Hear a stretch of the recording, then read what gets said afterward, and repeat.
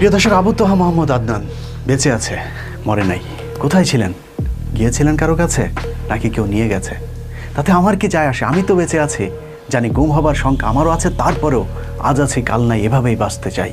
কিন্তু এভাবে কি আসলেই বাঁচা যায়? চৌধুরী আলম কি জানতো ইলিয়াস আলীর পর তার পালা? আদনান কি জানে তারপর কার পালা? একের পর এক হারিয়ে যাচ্ছে প্রাণ। আমরা শুনছি পরিমণির হত্যা আর ধর্ষণ চেষ্টার গান। আজ ইনি, কাল তিনি, পরশু সে, তারপর কে?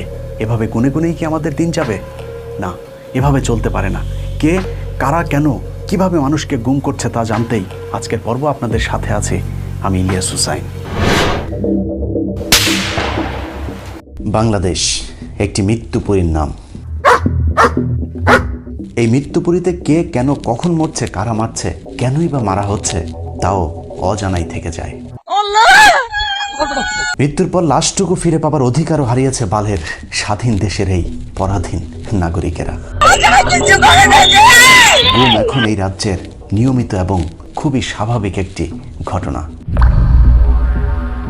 যে কেউ যে কোনো সময় গুম হয়ে যেতে পারে, এমন অনিশ্চয়তা মাথায় নিয়েই নিশ্চিন্তে এদেশের মানুষ ঘুমায়। সৌভাগ্যক্রমে কিছু গুমের ঘটনায় মানুষের লাশ অন্তত পাওয়া যায়। তেমনি গুমের একটি ঘটনা নারায়ণগঞ্জের 7 খুন।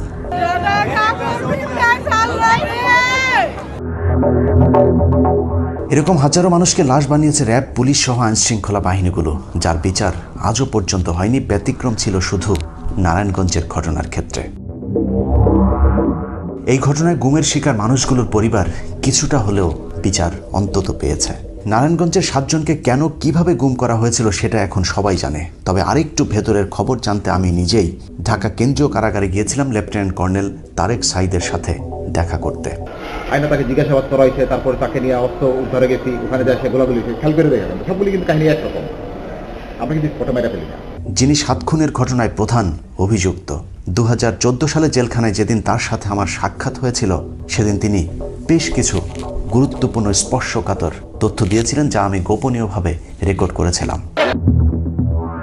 সেনাবাহিনীর সাবেক এই কর্মকর্তা নির্দ্বিধায় 7 খুনের ঘটনা কিভাবে ঘটানো হয়েছিল তার রোমহর্ষক বর্ণনা দিয়েছিলেন। 24 অথবা 23 মার্চ টাইমটা ইয়াতে আমাদের ওই অধিনায়ক কনফারেন্স হয়, একটা মাসিক কনফারেন্স হয় অধিনায়কদের, সিওদের। ওখানে আমার একটা তালিকা দিল, ওটার মধ্যে এরকম 3 জনের নাম। একটা হচ্ছে লক্ষ্মীপুরের জিশান, এখানে হচ্ছে নজরুল, আর একটা কুমিল্লার জানি কার নাম দিতে, একটা এটা নাম না, আর নাম মনে নেই আমার। এটা কিসের জন্য এই লিস্ট? পুরস্কারের জন্য? এটা তো নজরুলের জায়গায় লেখা জি, জি, কিন্তু আমাদের কাছে অন্য সিম্বল আছে জি রকম। যেদিনের ঘটনা তারপর দিন আইসা আমি আরে ধরছি আমার সমস্ত অফিসারদেরকে নিয়ে বসছি, বসে লিস্ট নিয়ে ওপেন, এটা তো লুকেন চাপড়, এটা তো হেডকোয়ার্টার আদেশ, ওপেন শোনাই দিলাম যে এটা ধরো, এটা ধরো, এটা ধরো। র্যাবের সাবেক এই সিওর বক্তব্য অনুযায়ী র্যাবের প্রতি মাসে একটি মিটিং হয়। সেই মিটিংয়ে স্বরাষ্ট্র মন্ত্রণালয় থেকে যে তালিকা র্যাব হেডকোয়ার্টারে পাঠানো হয়, সেগুলো সংশ্লিষ্ট ব্যাটালিয়নের সিওদের কাছে দেওয়া হয়। এরপর সুবিধামতো সুযোগ সময় অনুযায়ী তালিকাভুক্ত সেই ব্যক্তিকে খুন করা উক্ত ব্যাটালিয়নের জন্য সরকারি দায়িত্ব হয়ে দাঁড়ায়। তারেক সাইদের এই বক্তব্য সত্যি হলে র্যাবের প্রতিটি গুম খুনের জন্য স্বরাষ্ট্রমন্ত্রী ও প্রধানমন্ত্রী সহ রাষ্ট্রের গুরুত্বপূর্ণ অনেকের বিচার হওয়া প্রয়োজন। শুধুমাত্র তারেক সাইদের বিচার হলেই গুম কখনোই বন্ধ হবে না। প্রিয় দর্শক, এভাবে আমাদের ট্যাক্সের টাকায় চলা একটা বাহিনী দিনের পর দিন আমাদেরকেই গুম করছে। এসব তো পুরাতন খবর। আজকে বিদেশি আরেকটি বাহিনীর গুমের খবর জানাবো। 1971 সালে বাংলাদেশ তথাকথিত স্বাধীন হলেও আসলে আমরা এখনো পরাধীন আছি। দাস দাসীদের মতো দাসত্বের শৃঙ্খলে আমরা আজও বন্দী, মাঝে মধ্যে মহাজন পাল্টায়। বাংলাদেশ 1947 সাল পর্যন্ত ব্রিটিশদের দাসত্বের জীবন শেষ করে হাত বদলায় পাকিস্তানের কাছে। এরপর চোখ পড়ে ভারতের। 1965 সালে ভারত পাকিস্তান যুদ্ধের পর থেকেই বাংলাদেশ দখলের পরিকল্পনা করে ভারত, কারণ সেই যুদ্ধে ভারতকে পূর্ব পশ্চিম 2 পাকিস্তানের আক্রমণ সামাল দিতে হয়েছিল। এছাড়া ভারতের গোয়েন্দা ব্যর্থতাও সেই যুদ্ধের একটি দুর্বলতা হিসেবে চিহ্নিত করা হয়েছিল। গোয়েন্দা ব্যর্থতা কাটাতে 1968 সালে ভারতের পূর্বের গোয়েন্দা সংস্থাটিকে ঢেলে সাজিয়ে নাম পাল্টে করা হয় রিসার্চ অ্যান্ড অ্যানালাইসিস উইং, সংক্ষেপে যাকে বলা হয় র। পূর্ব পাকিস্তানকে পশ্চিম পাকিস্তান থেকে আলাদা করতে সেই বছরই বাংলাদেশ নামে একটি প্রজেক্ট হাতে নেয়, যে প্রজেক্টের মূল থিম ছিল ডিভাইড অ্যান্ড রোল। আর সেই প্রজেক্টেরই ফলাফল 1971 সালের কথিত মুক্তিযুদ্ধ আর আজকের ভারতের গিলে খাওয়া কথিত স্বাধীন বাংলাদেশ। রয়ের সেই প্রজেক্টের কাজ খুব বেশি কঠিন হয়নি, কারণ তাদেরকে সহায়তা করেছে তৎকালীন বাংলাদেশের কিছু ক্ষমতালোভী রাজনৈতিক নেতা। এই ক্ষেত্রে ভারতের সবচেয়ে পছন্দের লোক ছিলেন শেখ মুজিবুর রহমান। শেখ মুজিবের সাথে ভারতীয় গোয়েন্দা সংস্থার গোপন চক্রান্তের বিষয়টি পাকিস্তানি গোয়েন্দা সংস্থা ধরে ফেলার পর 1968 সালে শেখ মুজিব ও তার 35 সহযোগীর বিরুদ্ধে মামলা করে তাদেরকে গ্রেফতার করা হয়, যেটিকে আমরা আগরতলা ষড়যন্ত্র মামলা হিসেবে জানি, কিন্তু বাস্তবে সেটি কোনো ষড়যন্ত্র মামলা না।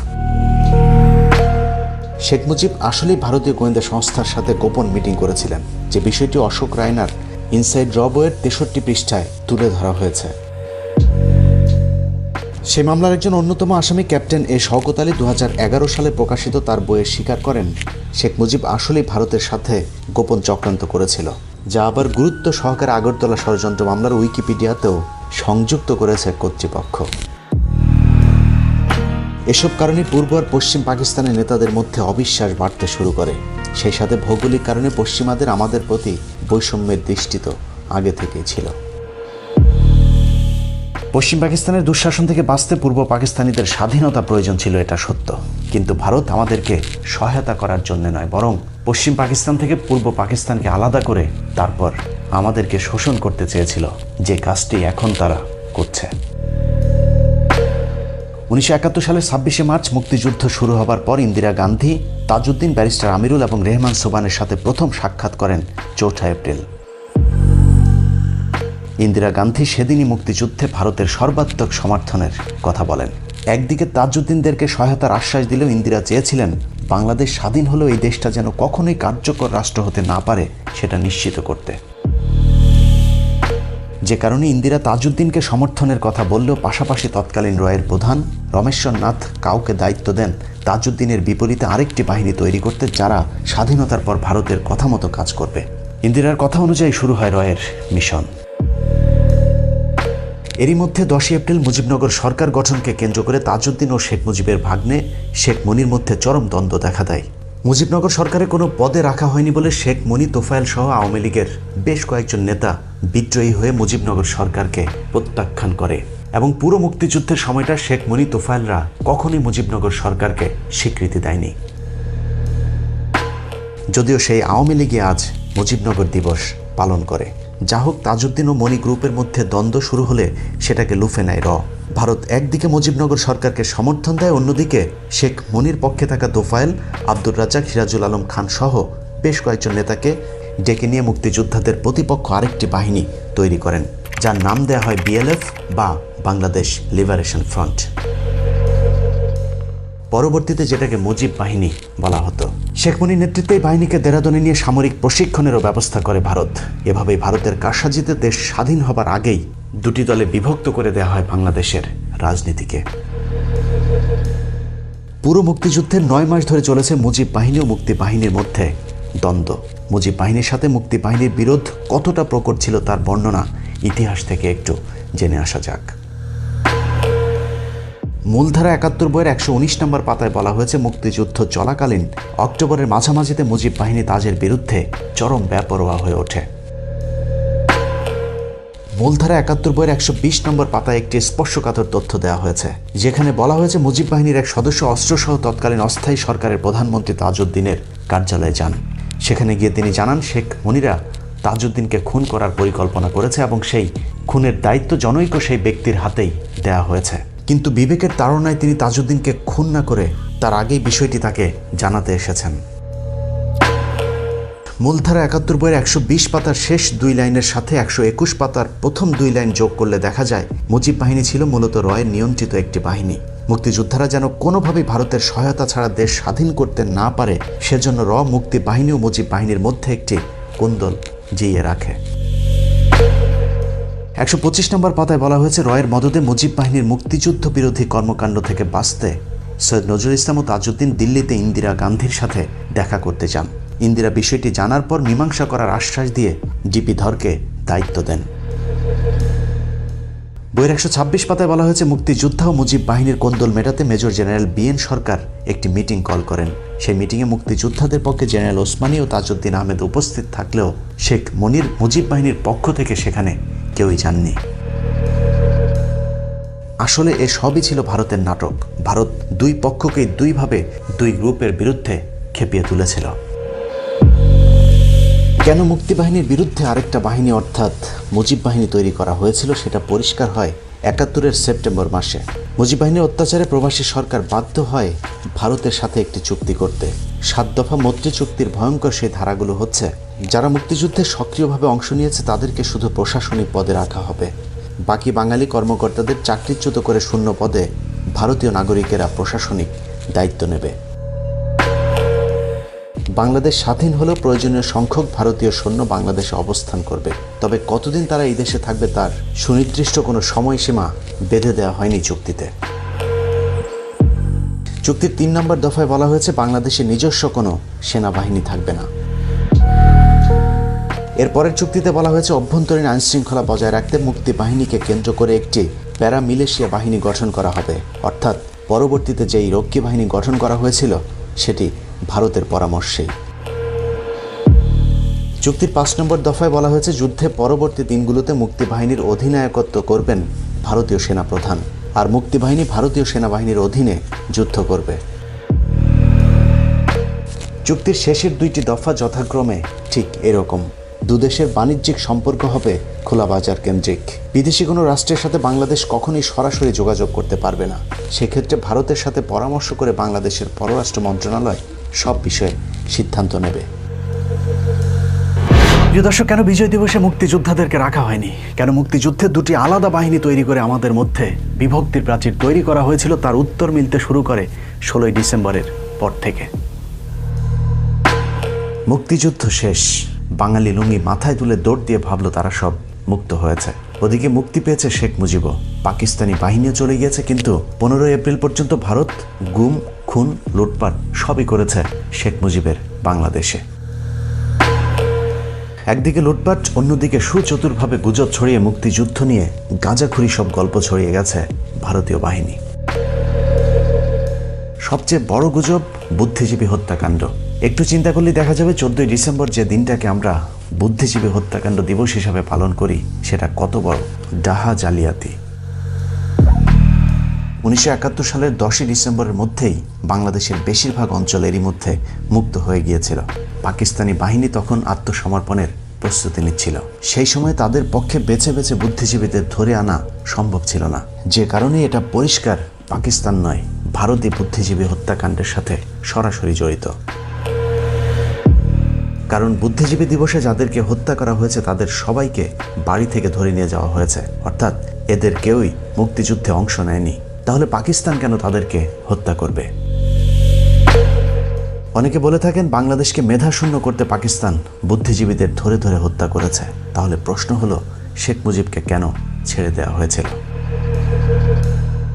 এটা ঠিক মেধাশূন্য করতে বুদ্ধিজীবীদের হত্যা করা হয়েছে, তবে সেটা পাকিস্তান নয়, ভারত করেছে, যা জহির রায়হানের হত্যাকাণ্ডের মধ্য দিয়ে প্রমাণিত হয়েছে। জহির রায়হান 1972 সালের 30 জানুয়ারি গুম হন। তখন বাংলাদেশে পাকিস্তানি বাহিনীর একজনও ছিলেন না। উইকিপিডিয়ার তথ্য বলছে জহির রায়হান ছিলেন একজন বাংলাদেশি ঔপন্যাসিক, লেখক, চলচ্চিত্র নির্মাতা। তিনি বাংলাদেশের মুক্তিযুদ্ধের সময় নির্মিত তার ডকুমেন্টারি স্টপ জেনোসাইডের জন্য বিখ্যাত। এই ডকুমেন্টারিটি কাল হয়ে দাঁড়িয়েছিল জহির রায়হানের জন্যে। এই ডকুমেন্টারিতে ভারতের বিভিন্ন লুটপাটের বিষয়গুলো তিনি তুলে ধরছিলেন, যে কারণেই ভারত তাকে বাঁচতে দেয়নি। যুদ্ধের পর পাকিস্তানের সৈন্যদের ফেলে যাওয়া অস্ত্র, গোলাবারুদ, কামান, সেনা সরঞ্জাম, মিল কারখানার দামি যন্ত্রপাতি সহ বিদেশ থেকে আসা ত্রাণ সামগ্রী লুটপাট করছিল ভারতীয় সেনারা। আর সেই সবের তথ্যচিত্র জহির রায়হান তার ডকুমেন্টারিতে তুলে আনার কারণেই ভারতীয় বাহিনী তাকে গুম করে নিয়ে যায়।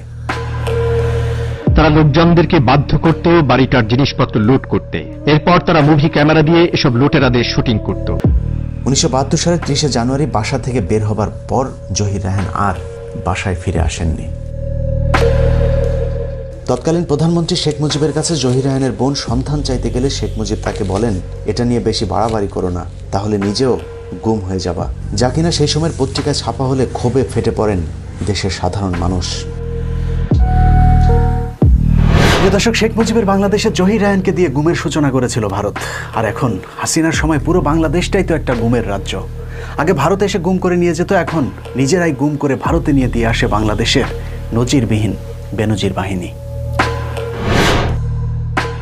দেশ স্বাধীনের পরও নিজেদের মধ্যে কোন্দল থামেনি। একদিকে মুজিব সরকারের চরম লুটপাট, গুম, খুন চলেছে, অন্যদিকে ভারতীয় বাহিনী চালিয়েছে নির্বিঘ্নে তাদের অপারেশন। ক্ষমতায় টিকে থাকতে শেখ মুজিবও বাধ্য হয়ে ভারতকে যা ইচ্ছে তাই করবার সুযোগ দিয়েছিল। অন্যদিকে যারাই ভারতের বিরুদ্ধে কথা বলেছে তাদেরকেই নানান ধরনের বিপদে ফেলা হয়েছিল।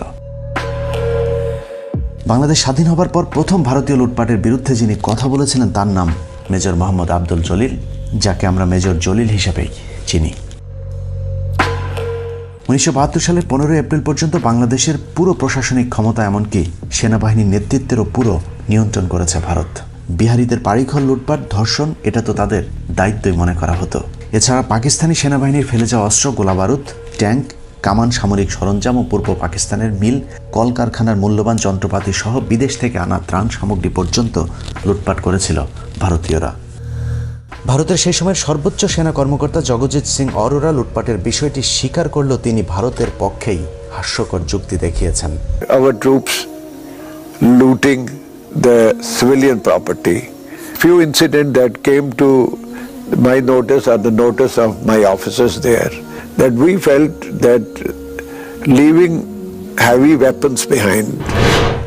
খুলনা সাতক্ষীরার বিস্তৃত সীমান্ত এলাকা দিয়ে ভারতীয়দের লুটপাটে বাধা দেবার কারণে মেজর জলিলের বিরুদ্ধে কোর্ট মার্শাল দেওয়া হয়। যদিও জেনারেল ওসমানী ও জিয়াউর রহমানদের হস্তক্ষেপে সে যাত্রায় বেঁচে যায় মেজর জলিল।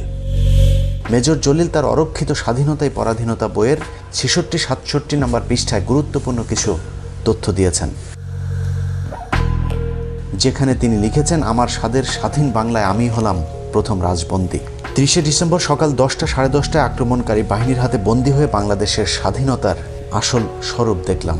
ভারতীয় সেনাবাহিনীর মদদে বাংলাদেশ স্বাধীন করার অর্থ এবং তাৎপর্য বুঝে উঠতে আমার 1 মিনিটও বিলম্ব হয়নি। কিন্তু যুদ্ধ করে দেশ স্বাধীন করা এই সাহসী যোদ্ধাকে শেষ পর্যন্ত দেশের মাটিতে থাকতে পর্যন্ত দেওয়া হয়নি।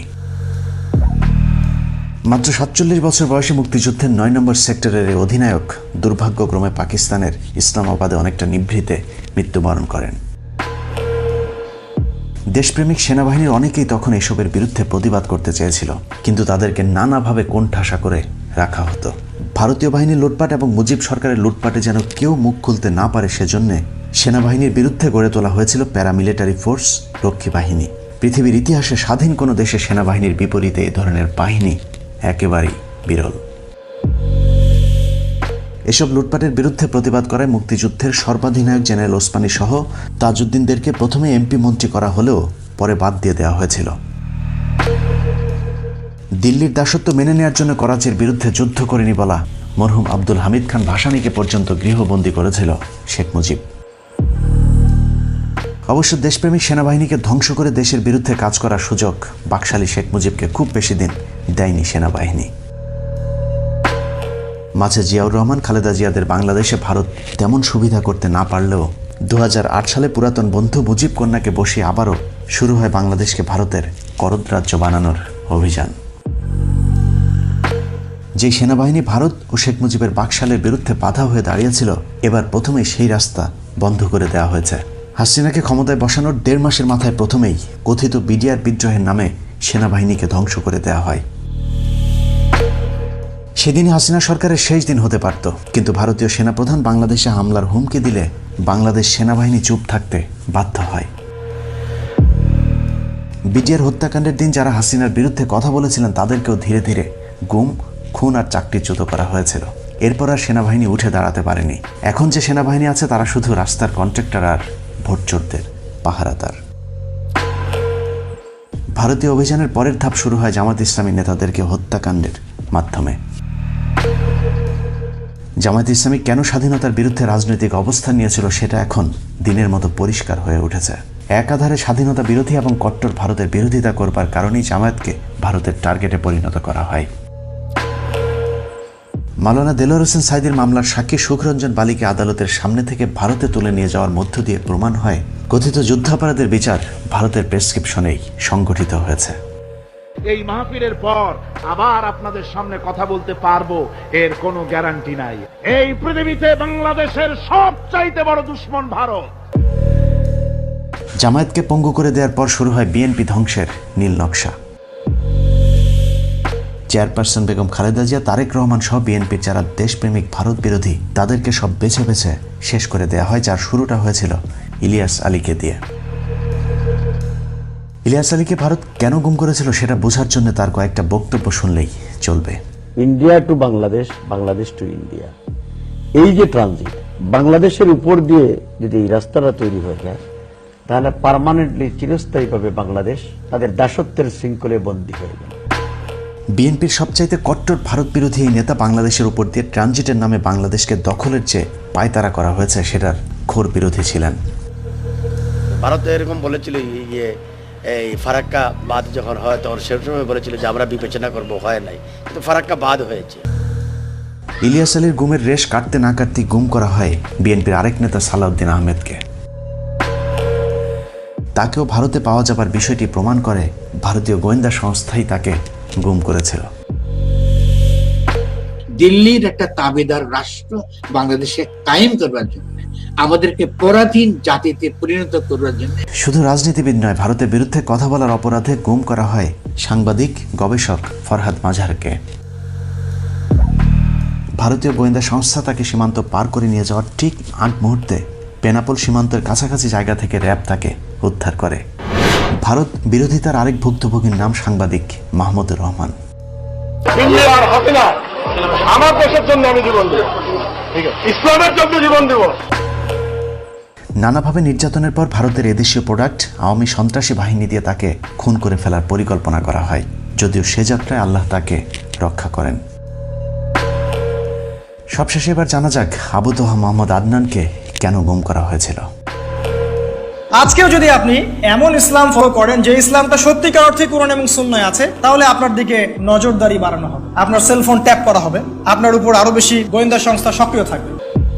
মাত্র কয়েকদিন আগে নিজেই নিজের বক্তব্যে বলেছিলেন যে কোনো সময় গুম হয়ে যেতে পারেন তিনিও। অবশেষে সেটাই সত্যি হলো। এই কথা যদি রয়ের খবর আছে আমাকে আর খুঁজে পাবেন না, কারণ দেশটা চালায় দেশটা আমাদের দেশের গভর্নমেন্ট চালায় না, দেশটা অন্য জায়গা থেকে নিয়ন্ত্রিত হয়। একটা রেজলিউশনও পাস হয় না, এখানে সবকিছু বাইরে থেকে নিয়ন্ত্রিত হয়। যদিও ফেস দ্য পিপলের একটি পোস্টে আদনানের সবশেষ অবস্থান ডিজিএফআইয়ের হেড অফিসে দাবি করার একদিন পরেই তাকে ছেড়ে দেওয়া হয়। তারপরে সান্ত্বনা বাবা মা সন্তানের কাছে ফিরে এসেছে আবু তোহা মোহাম্মদ আদনান। কিন্তু এরকম হাজারো বাবা মা স্ত্রীর সন্তান আজও অপেক্ষায় তাদের আপনজনের। প্রিয় দর্শক, একদা আমরা পরাধীন ছিলাম, কিন্তু মুখে ভাত ছিল, পরনে কাপড় ছিল, ধর্ষিত হয়নি আমার বোন, ছিল না হত্যা, হয়নি খুন। তারপরও স্বাধীনতা চেয়েছি, কারণ ছিল না ভোটের অধিকার, কথা বলার স্বাধীনতা। কিন্তু আজ কি? পেটে ভাত নাই, ভোট নাই, কথা বলার স্বাধীনতা নাই, ধর্ষণের বিচার নাই, আওয়ামী লীগ না করলে তার চাকরি পাওয়ার সুযোগ নাই। তারপরেও এই দেশটাই নাকি কারো কাছে সিঙ্গাপুর। কেউ ভাত খায় 6 বেলা, কারো পেটে ভাত নাই, নুন আনতে ফুরায় পান্তা, এর নামই নাকি স্বাধীনতা। এমন স্বাধীনতা আমরা চাইনি। পাকিস্তান থেকে আলাদা হয়েছে ভারতের কাছে বন্দী হয়ে থাকবার জন্য নয়। তাই চলুন সবাই প্রস্তুতি নিন, যুদ্ধ হবে আরেকবার। আল্লাহ হাফেজ।